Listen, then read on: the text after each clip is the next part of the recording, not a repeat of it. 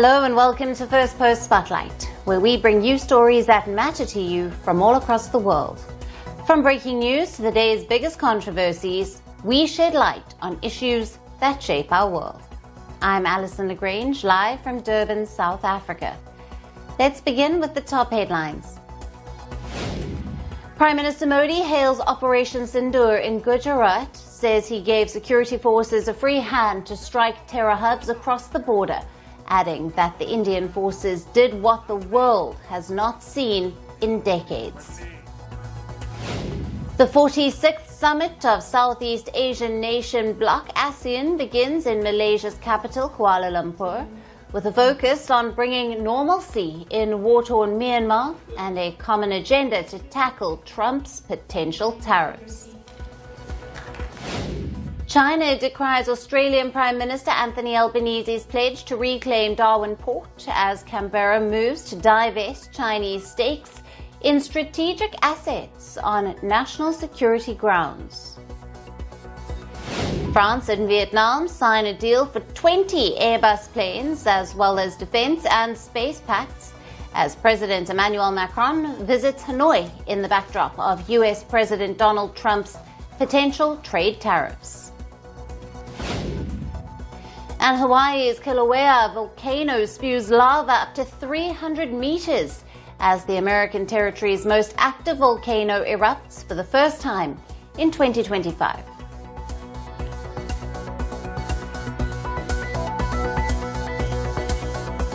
Hello and welcome. We start with the latest from the Indian subcontinent. Bangladesh's former Prime Minister Sheikh Hasina, who was ousted last August, has launched a blistering attack on her interim successor, Muhammad Yunus. In an explosive audio message posted on her Awami League Party's Facebook page, Hasina accused Yunus of selling Bangladesh to the United States. Hasina repeated her damning allegation that Yunus seized power with the help of terrorists. She warned that Bangladesh is now under a reign of militants, as Yunus's government has emptied prisons. Labeling Yunus a militant leader, Hasina declared his takeover in Dhaka as illegal. She also slammed his administration for banning the Awami League, calling it an unconstitutional move. Hasina's accusation of the interim government selling Bangladesh to the US stems from the claim of a possible American takeover of St. Martin Island. This tiny, strategic 3 square kilometer island in the Bay of Bengal could provide crucial oversight of the Malacca Strait, an increasingly tense maritime hotspot amid rising Chinese influence.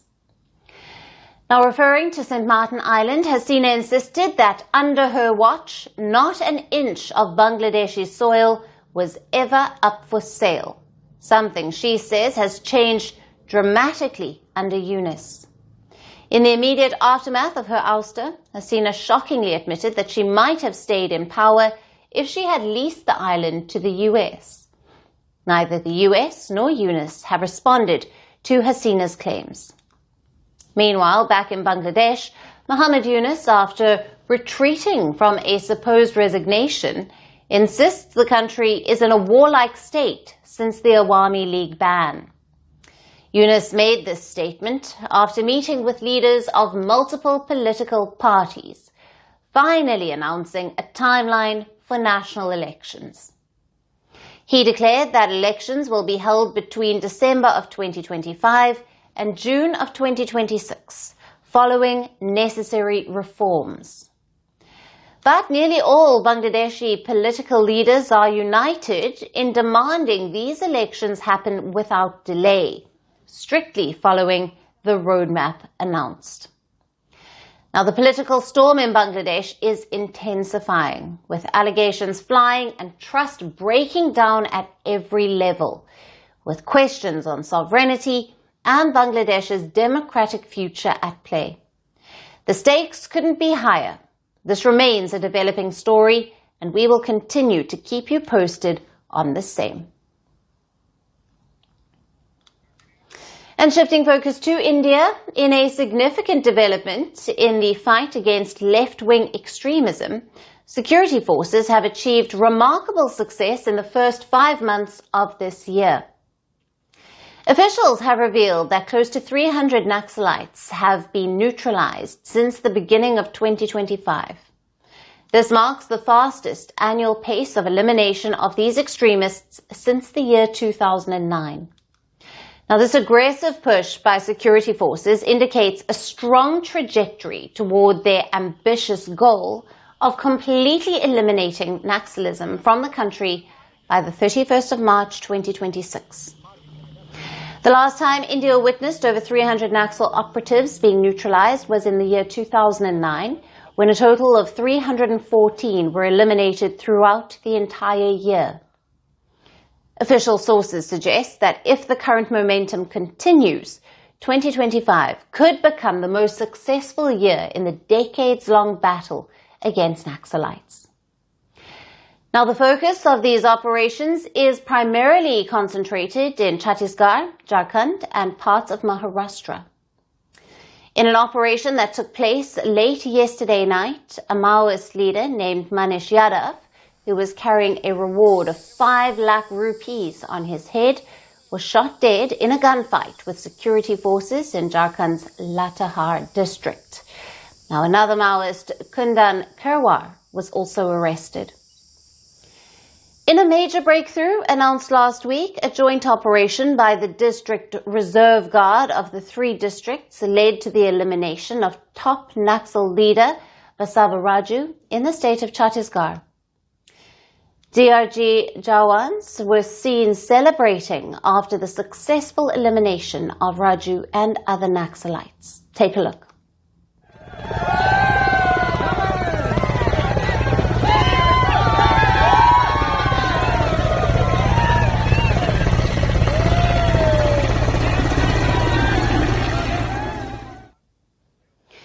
At 70 years old, Raju held the position of Supreme Commander of the Maoist CPI, and he was its chief strategist.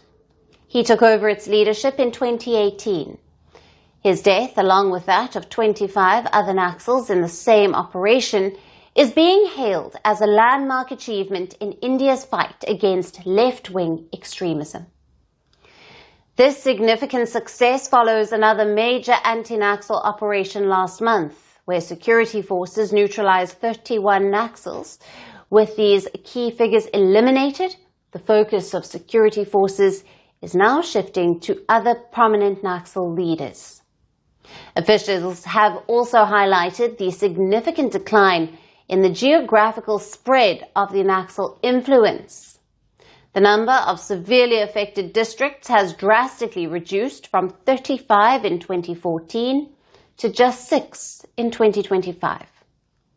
Overall, Naxal-affected districts across the country have plummeted from 126 in 2014 to a mere 18 now. Now, these figures paint a clear picture of the sustained and impactful efforts of security forces in curbing left-wing extremism. The Indian security forces have made it clear once again that terrorism and extremism will not go unpunished. And moving on, a US intelligence report has finally echoed what India has said for years. It said that while Pakistan considers India as an existential threat, New Delhi views Islamabad as an ancillary or a second fiddle security problem, one that must be managed, not feared. Earlier this month, US President Donald Trump claimed that India and Pakistan have been fighting for centuries. He subtly downplayed Pakistan's long-standing terror export as just another historic rivalry. But now, his own administration's intelligence says that India's main adversary is China, not Pakistan. They've been fighting for a long time. They've been fighting for many, many decades and centuries, actually, if you really think about it. No, I just hope it ends very quickly. Acknowledging India's conventional military advantage over Pakistan, the US intelligence report says to offset Indian military's dominance, Pakistan is continuing to develop battlefield nuclear weapons. In this regard, India has warned that this nuclear blackmail will not be tolerated and that any terrorist provocation from Pakistan will get a fierce response on India's terms. Bharat पर आतंकी हमला हुआ तो मुंह तोड़ जवाब दिया जाएगा। हम अपने तरीके से, अपनी शर्तों पर जवाब देकर रहेंगे।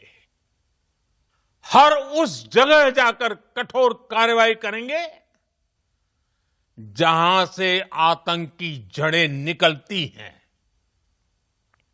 दूसरा, कोई भी ब्लैकमेल भारत नहीं सहेगा।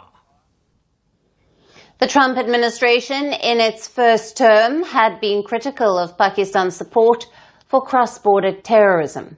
But now US President Trump boasts about getting along with both India and Pakistan. Trump also claimed credit for the ceasefire established between India and Pakistan on the 10th of May, an assertion India has since denied.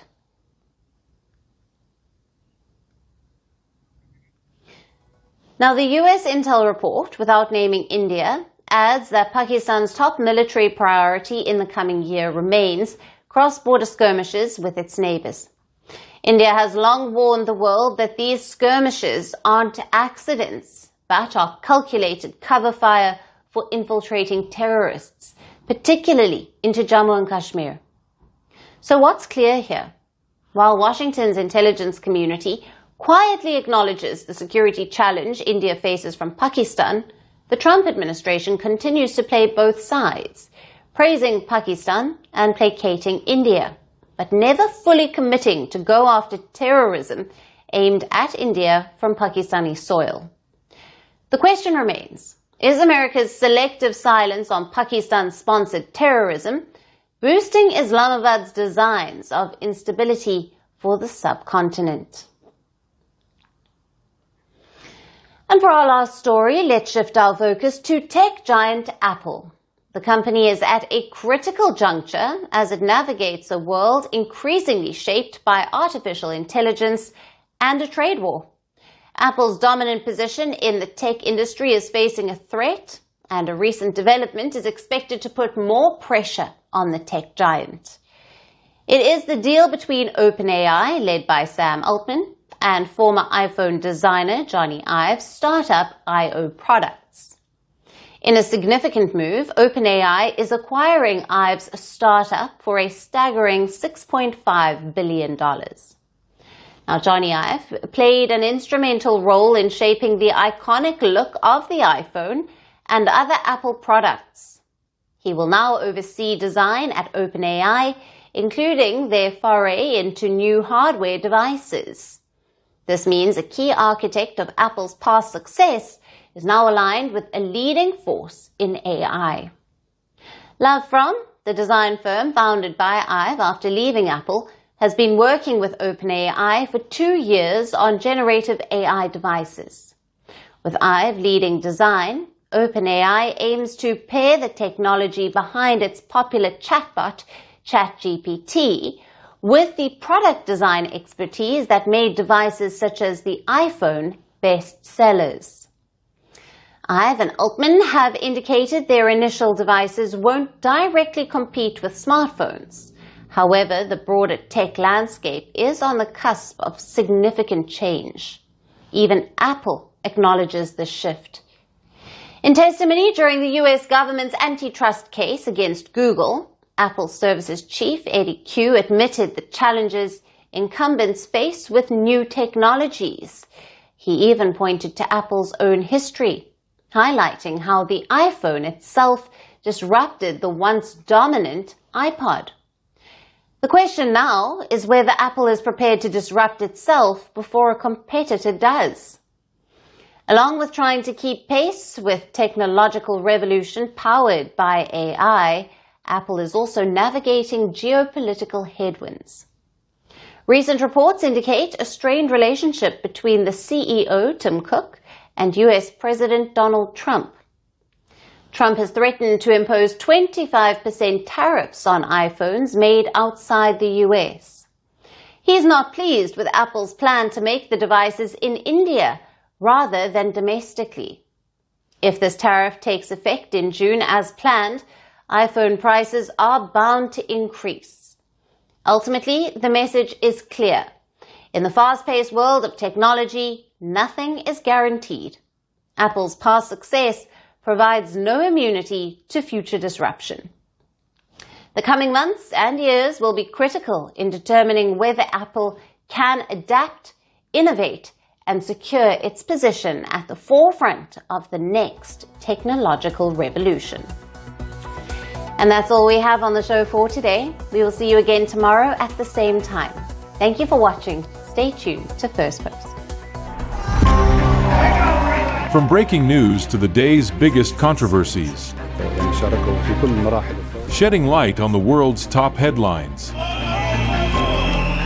detailed analysis on the stories that matter the most to you. Catch it all on Spotlight at 6 p.m. India time and 12:30 GMT, only on Firstpost.